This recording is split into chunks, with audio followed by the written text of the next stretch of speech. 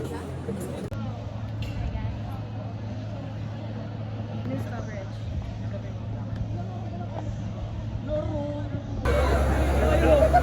Sa likod! Sa likod po! As a com student. Yes.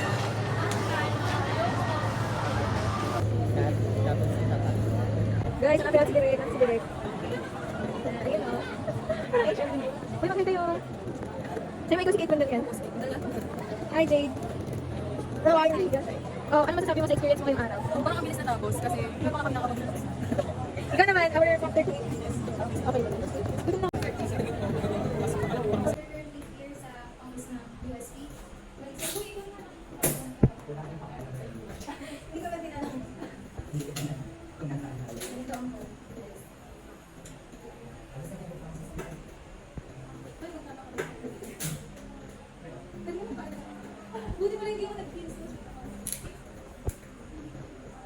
Exciting promising start to Tulay Pamantasan took place at the PLSP campus on September 23, 2024, spearheaded by the University Student Parliament with the support of various academic organizations and campus officials. The welcoming rites for freshman students is an annual tradition at PLSP, celebrating a new generation of learners as they embark on their academic journey. This event offers them an opportunity to explore the campus and enjoy a variety of fun activities. Other music and dance performances, along with a special guest artist, were among the highlights that set the tone for this vibrant and memorable event. For more details, here is Kate Bundalian on site.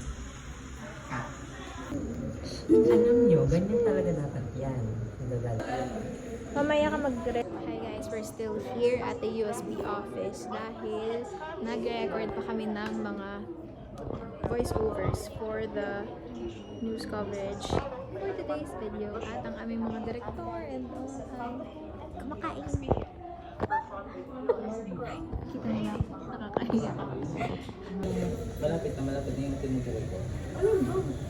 Lumabas yung continue yung ano yung kumari ko na. Ayun yung pala.